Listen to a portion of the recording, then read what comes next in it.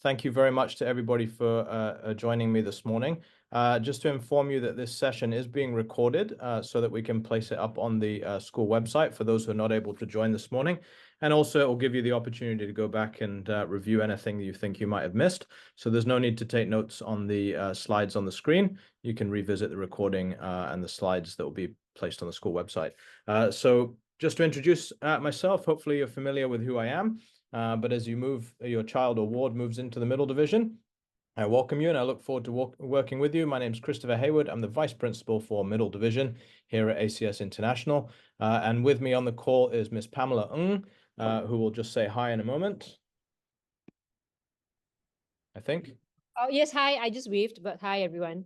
Yeah. Okay, so Ms. Pamela is the divisional coordinator for Middle Division and works very closely with me in ensuring that your child or ward has a smooth transition from Junior Division into the Middle Division, particularly with selecting the right subjects, making sure that class lists work, and supporting your child throughout the 2 years in Middle Division with monitoring and support sessions and so on. So my thanks to her in advance for all her hard work in making sure that your child or ward has a good experience in Middle Division. So today's session, we're just going to introduce a little bit about the IGCSE program, and then we'll talk about how we select options here at ACS and what the possibilities are and how that process is run, and then give you some key dates and deadlines. Earlier this morning, I met with all of the Year 2 students. So I've met with your child or ward this morning with Miss Pamela, and they've had the just about the same presentation. And also been directed to where further resources on their subjects are, because we can't cover everything in a 30 or 40-minute session. So do please talk to your child or ward this evening when they get home about what you've heard today and about some of their thoughts and any questions that you have. And also towards the end, we'll share a Padlet, which you've also already been given by email, where you can post your questions, which will continue to be answered over the coming weeks. That will be closed off at the end of term as well. So you can continue to post questions as the option selection process is ongoing till the end of the month. Okay, so we'll keep going, I hope. Right, so the Cambridge program, IGCSEs are run through Cambridge International Examinations. The format is quite similar to what you may be familiar with O-levels, but the exam board is Cambridge, and it's recognized globally, and it's been a strong exam board for well over 30 years, probably closer to 40 now, which we do all of our IGCSE exams through. And in the last few years, we've had a very strong success rate with the examinations. We've had you can see there a pass rate of consistently above 90%. You do see that it goes a lot higher in the years 2020, 21, and 22, and even last year to some extent. Likewise with the distinction rate. So the pass rate is an A star to C grade, and a distinction rate is an A star or an A. In the exam results. So you can see there we consistently pass above 90% and distinction rates also above 50% and often close to 70%. The reason for the slightly higher results in 2020, 21, and 22, I'd love to say it's because we're really good at what we did and we suddenly found an improvement that the rest of the world didn't, but it's actually due to the pandemic years and when grade boundaries were adjusted to allow for candidates across the world that were very limited in their ability to attend school in person. So there was a lot of changing of grade boundaries during that period to ensure that no student was disadvantaged. But what it meant for us as a school here at ACS International was our students were really advantaged by that, because as you know, in Singapore, we didn't really spend too much time in home-based learning. And we spent a lot of time in-person schooling still. So our students really gained from that contact time and didn't suffer too much. So that had a positive impact on the results. We do see things returning to slightly more normal pre-pandemic levels, but you can see the results were still very strong last year.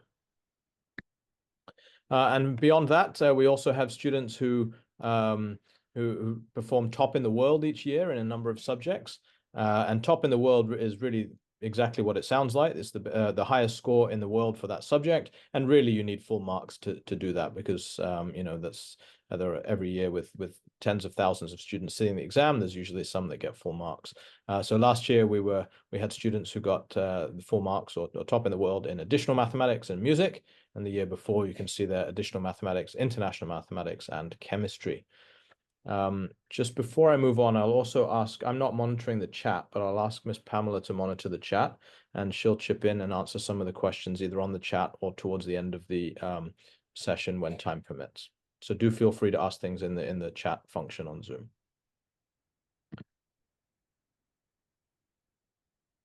Okay, so the structure of IGCSEs at ACS International, all students will sit 7 or 8 exam subjects over the 2 years. It's a 2-year program, so starting at the beginning of year 3, with exams to be sat at the end of year 4. So this current cohort, who are currently in year 2, their examinations will be sat in the October-November of 2026. All students will sit core subjects of English. That will either be first language English or second language English for non-native speakers. Everybody will do international mathematics.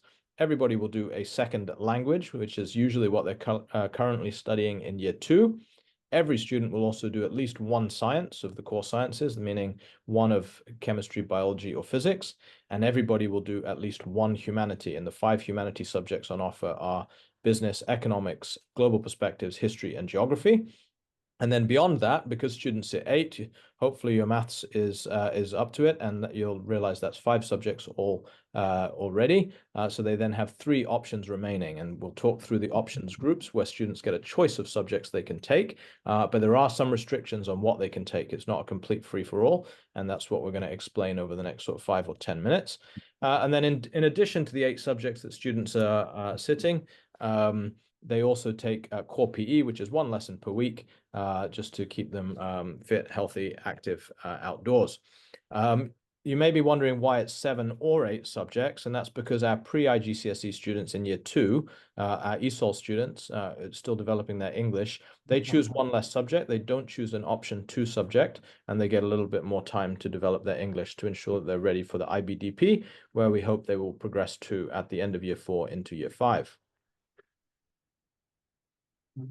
So the subject choices that we have across our structure, as I mentioned, everybody takes a core humanities and at least one of the core sciences. And then the 3 columns you see on the screen now, subject 1, subject 2, and subject 3, students pick 1 subject in each column.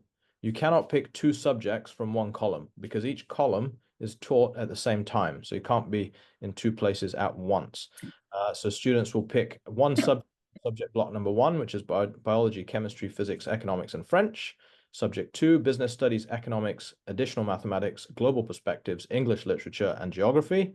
And subject block number 3, biology, but only if they're a triple science student, which we'll talk about in a moment, additional mathematics, music, art, drama, IGCSE PE, English literature, or business. Some of the other important point to note is that we must maintain the MOE mother tongue policy. So Singaporean students must take their mother tongue language and continue with that as they have been doing in junior division. And if there is anybody who has an exemption by MOE, then the school must have that letter in hard copy in order for us to accommodate that. For IGCSE languages, ESOL is not an option for mainstream students, so we place our pre-IGCSE students in ESOL if appropriate. But other students, if they really wish to take a 3rd language, so English, their mother tongue, and then possibly another language, do have French available in option 1. But the majority of students should continue with their foreign language, which they've been studying. And then just a note on languages, because although it may seem a few years away, it is important to know the implications of language choices in IGCSE. If you continue into the IBDP with us in year 5, then students have to take a second language, and obviously the mother tongue policy will still have to be followed. However, for students who do have a choice, the International Baccalaureate offer a level of languages called ab initio. And ab initio means that it is being studied at for the first time. So the reason it's mentioned now is that any language that you're studying in IGCSE years, you could not choose ab initio when getting to year 5 in IBDP. So for example, we have students who might be taking Mandarin foreign language at IGCSE, but when they get to the end of year 4, they may wish to stop doing that, and they might pick up Spanish ab initio in year 5. Because it's the first time they'll have studied Spanish. But if they had studied Spanish at IGCSE, then they would not be eligible to study Spanish ab initio, and they would have to take Spanish B, which is a higher level of Spanish proficiency. So just a note, it's not overly important, but it is important to mention it at this stage. So additional mathematics, this is one of the choices that you will have seen on the form a few slides ago. And additional mathematics is dependent on the year 2 results, and it's approved on a case-by-case basis by the mathematics faculty. But in short, a grade B needs to be obtained on the end of year exam for year 2 mathematics. Likewise, students opting for triple science, we'll see some of the restrictions on triple science in a moment, but the science faculty will have the ultimate say with myself on whether a student is eligible to do that. And then the final restriction that we have on the choices is within the humanities. Students are not permitted to take both business studies and economics. Given the limited options that we have on that options list, it's deemed that business studies and economics are too similar, so you can only take one of those. But any other combination of the humanities is fine, but you can't do business and economics. This does not restrict the option choices in IBDP, so long as the attainment is good in IGCSE humanities, then the humanities are open in block 3 in IBDP. So not, if a student sits business studies in IGCSE, they could still do economics at IBDP. That doesn't inhibit them from doing economics. Okay, we'll talk more about that as well. So I'm just going to give a quick overview of some of the subjects. I won't talk in detail. I will leave some of it just on the screen for you to read and give my voice a rest. There's a lot more information available in the subject options booklet, which I'll direct you to in a moment, which each head of faculty has put in significant time to prepare information for you to read about their subject. So that's the best place to look, not just these slides, but this will give you an overview of some of the subjects that are on offer. So first of all, mathematics. The mathematics faculty offer 2 courses. All students will do international mathematics, and that number there in the brackets is the syllabus code with Cambridge, so you don't need to worry about that too much. But every student in the school will sit international mathematics for their IGCSE, and some students will choose to do the additional mathematics as one of their options, which is a more advanced level of mathematics. The implication that it has is that students who progress to year 5 and take the IB diploma program, they will be required to have additional mathematics in order to sit higher level mathematics at IBDP. And many university courses, which are very science orientated, might require higher level mathematics as a result. So the implication for university application can actually start now in choosing the correct IGCSEs.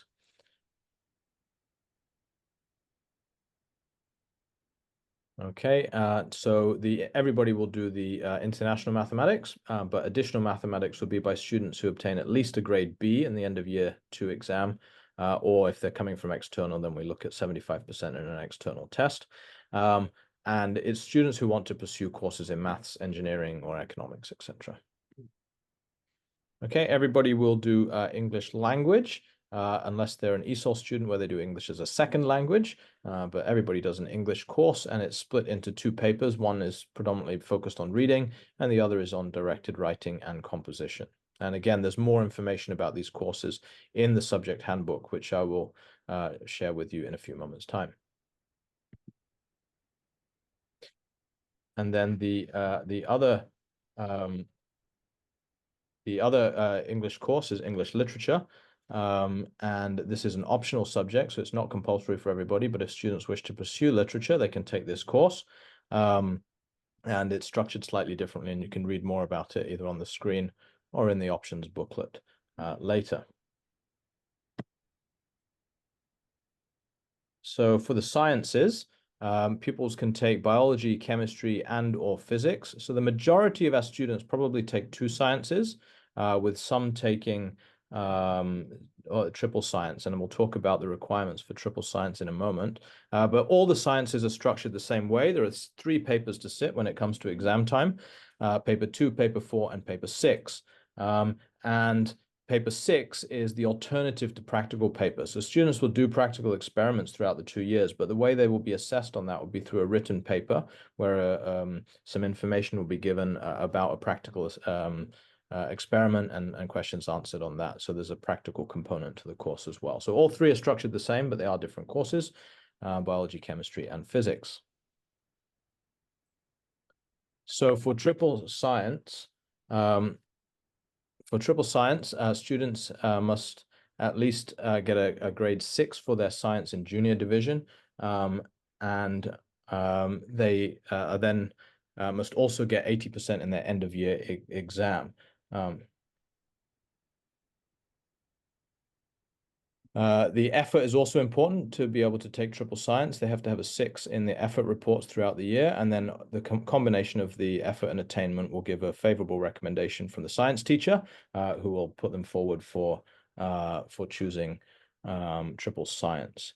Now, the impact of triple science is that if students take triple science, meaning they take biology, chemistry, and physics as 3 subjects in their IGCSEs, so you can see also that will take up it'll take up 2 of their 3 options, but it would mean they are then eligible to take 2 higher level subjects when they get to the IB years in year 5 and year 6. The impact of doing 2 higher levels is it creates some university applications require 2 high levels of sciences. So I'm sure there'll be a few questions on that, but that can be posted on the Padlet, which we've already shared with you, and we'll reiterate at the end, because usually we have a few questions there.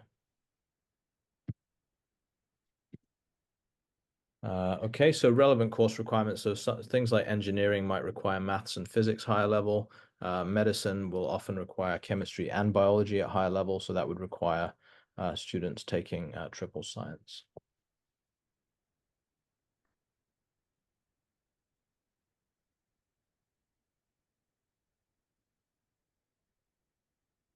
Okay, moving on. English as a second language. So students who are currently in the pre-IGCSE course in year 2 who are developing their English will be placed as into the ESL IGCSE class. And really the idea there, they get a bit of extra time, which is why they don't choose an option 2 subject. And it's really to develop the English and ensure that they're ready for entry into year 5 at the end.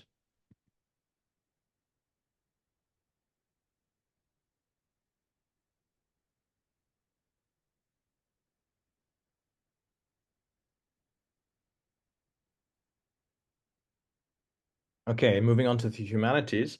We have 5 humanities on offer: geography, history, business studies, economics, and global perspectives. All students will take at least one of these subjects, but many students wish to take two of these subjects, and that's absolutely fine. They can take any combination of 2, except for business studies and economics, as mentioned earlier. So an overview of the business studies courses on the screen. I won't read it out. I'll give you a moment to just have a quick look at the overview.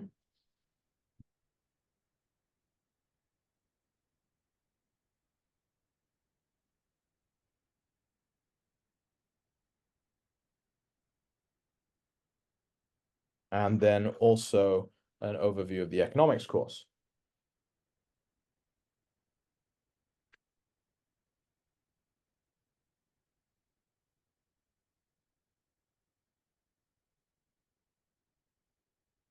And then global perspectives, which is a new course perhaps to some, although we do incorporate some of the concepts from global perspectives in the junior division humanities.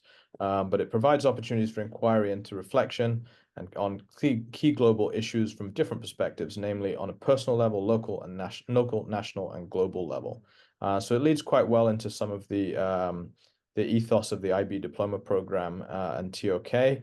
And there's a large element of writing about it. It's some similarities with geography, but more of a sort of global view of issues. Physical education. So I think the 2 slides that aren't included in the humanities, sorry, are geography and history, and that's because they're very similar to what's done in junior division. There is information on geography and history in the subject options booklet, which again I'll share with you at the end of this session. So moving on, we look at physical education. So everybody will do core PE, which is an hour of PE a week, but in addition to that, there is an IGCSE subject of PE which can be chosen by students. And the question that we're asked every year is, do you need to be good at sports to do this course? And the answer is yes. The course is made up of two parts to the assessment. 50% of the overall grade is a practical performance assessment over 4 different sporting activities. And the other 50% is based on a written exam, which covers different topics, which include some sports science in there. The reason that this is important to mention is we often get students signing up for this course thinking that it would be a great course and they'll enjoy it, but they don't have enough access to competitive sport to be assessed across 4 different sporting activities. So we can cover some in school, but it relies also on student participation in CCA sports, competitive sports they might do outside of school, participating in the national school games, for example. So there's got to be quite a high level of performance in those sports that are assessed. Now, there is the opportunity to be assessed in a range of different sports. You can see most of them on the screen there. These are the ones that we're following, that we're currently able to assess students on. But even within these sports, such as swimming, for example, there is a minimum time that students must perform at in order to be considered in the assessment to do well. So students really need to be engaged in sport to do IGCSE PE. So we will look, if a student applies to do IGCSE PE, then the head of faculty will review their performance in CCAs and whether they have access to enough sports to be able to complete the course successfully. And then in the arts, we have music, drama, and art and design. And these all assessed slightly differently. In music, there's 3 components: listening, performing, and composing. In drama, there's a written examination as well as an individual performance coursework. And in art and design, there's coursework both done internally, but also an external assessment that's done over 2 days, 4 hours a day to produce a piece of artwork. So, all of those have a level of internal assessment as well as finally external examination. For music and for art, there is a pre-requirement to have participated in the subject to a certain level previously. So to give you a very basic example for music, if you do not play a musical instrument, then you can't do music at IGCSE. That's just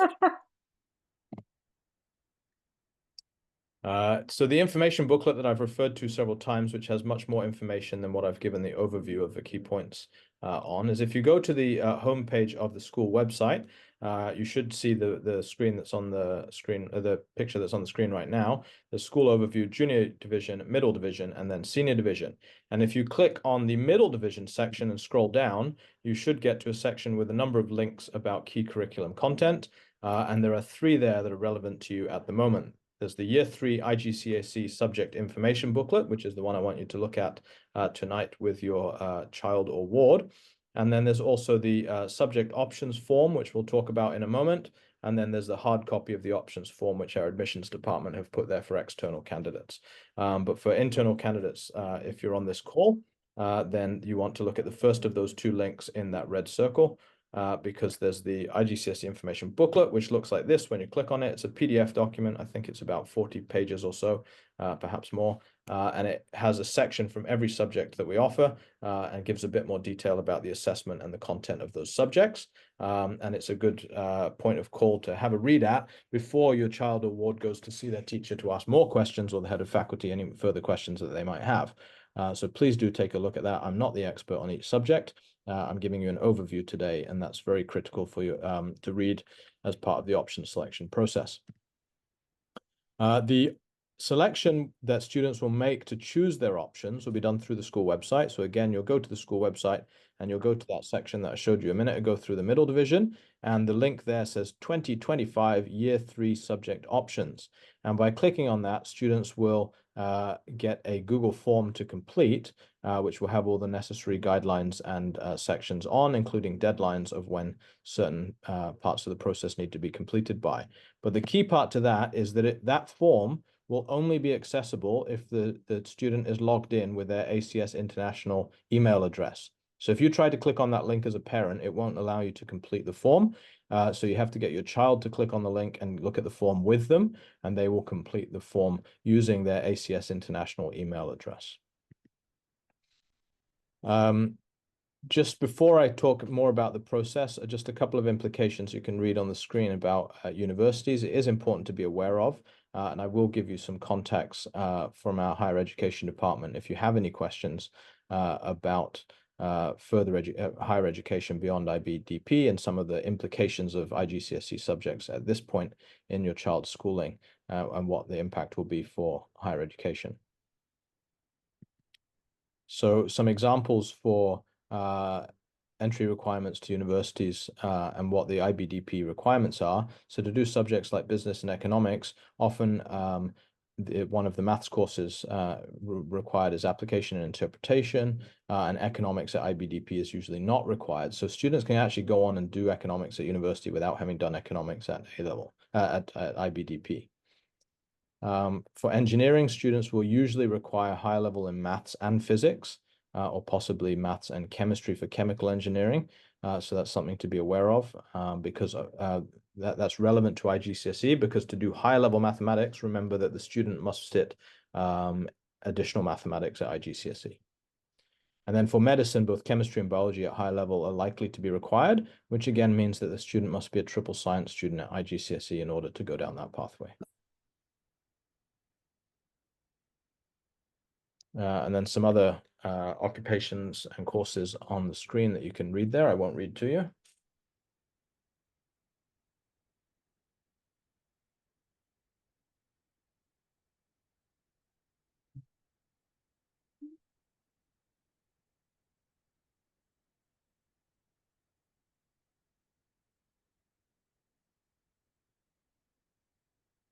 Moving on.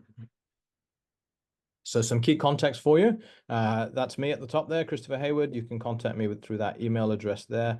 Again, these slides will be available on the school website, so you can pull them up if you don't want to make a note of them now, but also you can reply to my email that I sent you to invite you to this meeting the other day anyway. And also Miss Pamela, the divisional coordinator for Middle Division. And then two other contacts you may wish to communicate with, Ms. Janita and Mr. Nicholas Chia. They're both from our Higher Education and Careers Department. And they'll be able to guide you on what some of the choices that you're making now are, if you're concerned about what that means for IBDP or university applications and courses.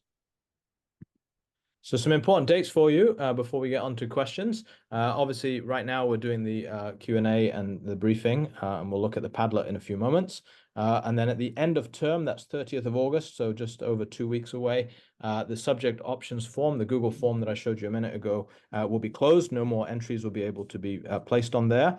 And then there's a bit of a wait from then until the 28th of October. And in the 2-week period from the 28th of October to the 8th of November, that is the only window in which changes can be made to the subject selection. And the reason it's after the 28th of October is the end of year exams will be completed by then. And certainly by the 8th of November, all students will have had their results. And so that will have an impact on some of the choices. If students have not done as well, particularly in maths and science as they hoped, then that would be the time to change. And in order to facilitate a change of selection, because the form closes on the 30th of August, if a change is required, then Miss Pamela is the one to email. Remember her details were on the screen a moment ago, but you can go back and get them. But that email must come from you as the parent or guardian to Miss Pamela, who will then reply and make a note of it to confirm the change. Once all the options forms have been looked at, and made sure that the class sizes are appropriate, that we can offer all of the courses, etc., then the draft subject choices will be given to your child or ward on the 12th of November. Okay, and that's what they will start in January 2025 to sit the exams in October, November 2026. Now, after that point of the 8th of November, no changes can be made. And I do want to really emphasize that, because every year we have students and parents coming back to us saying, can we change? But it's quite a complex process of trying to place everybody in the right class and making sure that classes can run. So after that 8th of November deadline, when Ms. Pamela confirms the class lists by the 12th of November, those choices cannot be changed. So that's it, committed to up until the exam at the end of year 4 in October, November 2026. And so that brings me to the last section where we can ask questions. I'll do that in a minute. Ms. Pamela is going to help me coordinate with the questions and answers. Because we have quite a number of people on the call, rather than just unmuting the microphone and asking a question, I'm going to ask that you either put that question on the Padlet and we'll answer it in the coming days, or you place the question in the Q&A on Zoom, and we'll try and read out some of those now and look at those. So I'm just going to stop sharing my screen and then hand over to Miss Pamela to perhaps say a few things about some of the questions that have come up. Miss Pamela. You're muted. Yeah. Hi, can you see the screen? Yeah. Right. So there have been, I mean, we've been trying to answer some of the questions. Just our apologies if we are not able to answer as quickly. I've answered some questions on the chat. And here are some questions, some very good questions that's being asked on Padlet. So I think some of the common things that came out were the triple science. I think it's something that a lot of the parents are considering. But there's a criteria by the science department really, because triple science is quite intensive, and not every child is able to cope with the three sciences. So that is the reason why the science department have come up with a requirement. And usually we only have one class of triple science students. So that's about 22 to 25, 22 plus students in one class. So yeah, so I hope this will actually sort of you do need to think quite carefully about, you know, whether if triple science is the way forward or double science is sufficient. So, but of course, like I've answered in in the chat as well, there were some parents asking about the IB options, and if double science is going to limit the options, the opportunities in future. It really depends on the pathway forward. So one suggestion is perhaps in these 2 weeks, you might want to just make an appointment to see our higher ed colleague who might be able to address some of your concerns about future studies, and then therefore what are the IB subjects, and therefore what are the IG subjects that your child should take. Yeah, but I mean, in the meantime, I will still try to answer as many questions as I can on Padlet and on the chat. Yeah, but please do forgive us if we are a little bit slow on some of the questions.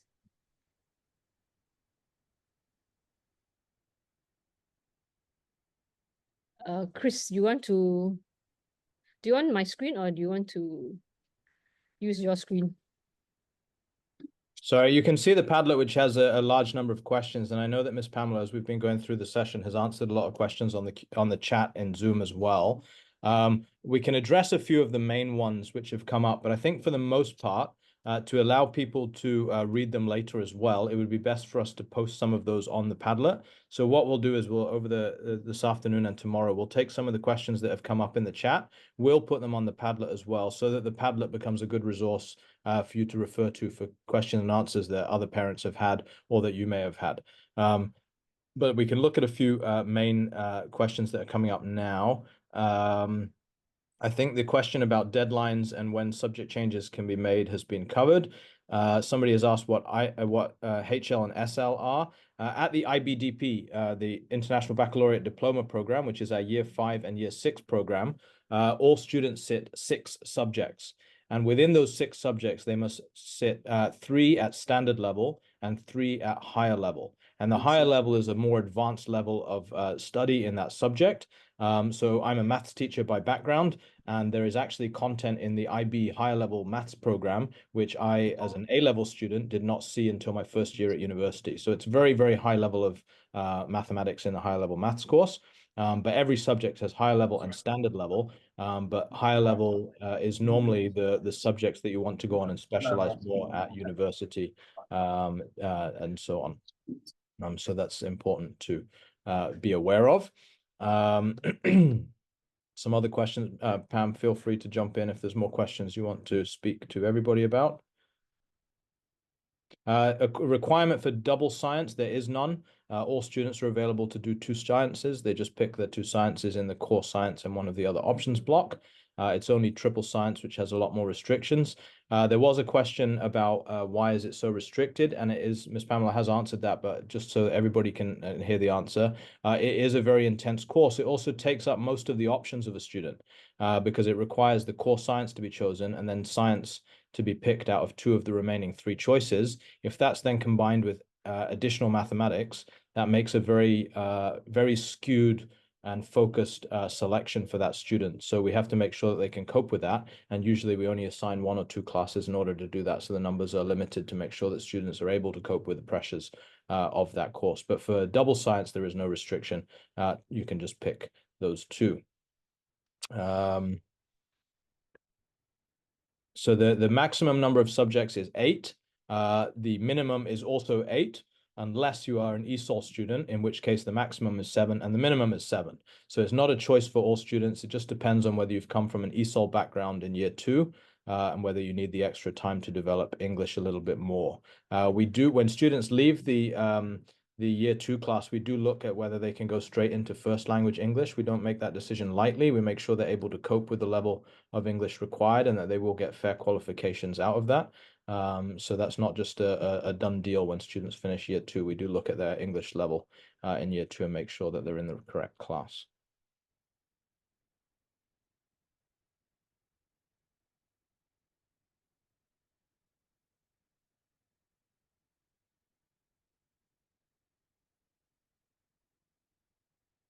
Okay, so I think that's probably all the questions to answer right now. The rest of them we'll put on the Padlet to address, and feel free to go ahead and put more of your questions on there as they arise.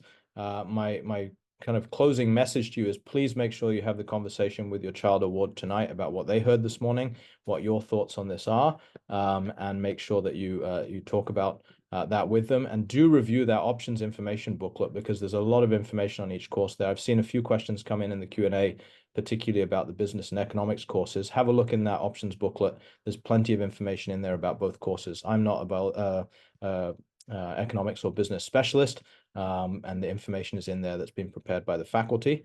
And then by all means, if there's still questions, get your child award to talk to their teacher of the relevant subject, find out more about it. And if you still have questions, they can come and speak to me or Miss Pamela.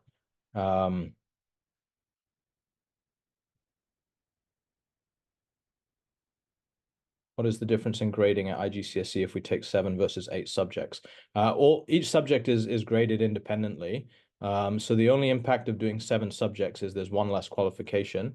But generally speaking, globally, normally a baseline standard for secondary education is to have 5 IGCSEs as a minimum.